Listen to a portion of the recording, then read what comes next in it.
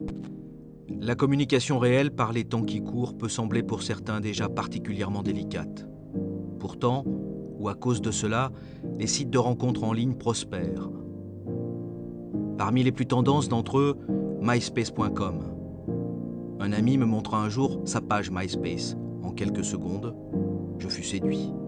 Sur sa page, on apprenait tout de ses goûts, ses centres d'intérêt, et il y avait même des morceaux de musique de lui que l'on pouvait écouter.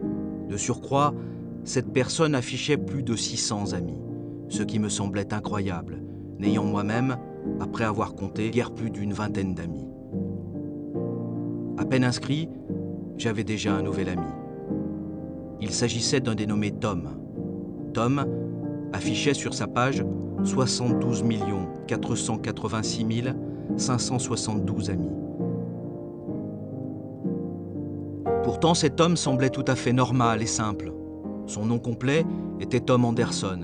Il était tout simplement le fondateur du site et continuait d'accueillir en personne chaque nouveau visiteur. En naviguant sur le site, je découvris vite à mon grand émerveillement que la plupart de mes groupes favoris avaient une page MySpace sur laquelle je pouvais laisser des commentaires, auxquels je réalisais, avec encore plus de surprise, que les artistes répondaient.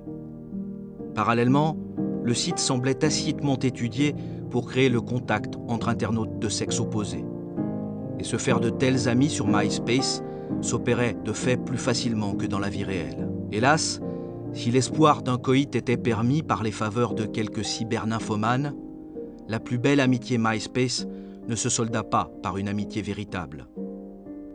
Il fallait donc arrêter d'y penser. Très vite pourtant, MySpace avait pris beaucoup de place dans l'emploi du temps de celui qui n'y prenait garde. Les demandes d'amis continuant d'affluer par ailleurs, il finissait par être rattrapé par l'idée que sa vie lui échappait un peu et que passer du temps devant un tel site ressemblait à participer à un jeu de télé-réalité. Aussi, passé l'émerveillement des premiers jours, il comprenait que les profils de personnes constituaient parfois des stéréotypes.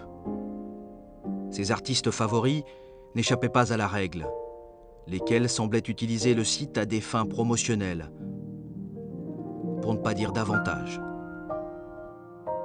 En 2006, environ 200 000 personnes s'inscrivaient à MySpace chaque jour. MySpace devint alors le deuxième site le plus visité au monde. Certains s'en désinscrivent.